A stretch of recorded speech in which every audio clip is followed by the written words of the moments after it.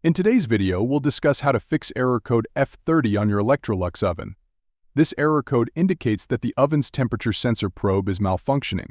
The common causes of this error are faulty wiring or a defective temperature sensor probe. To address this issue, first, check the wiring. Inspect the probe circuit for any damaged or disconnected wires.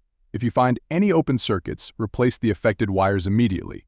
Next, check the resistance temperature detector RTD. Perform a resistance test to determine if the sensor probe is defective or if the issue lies with the wiring. To do this, consult the unit's manual from Electrolux to find the correct resistance reading at room temperature. Using a multimeter, measure the RTD sensor's resistance at room temperature.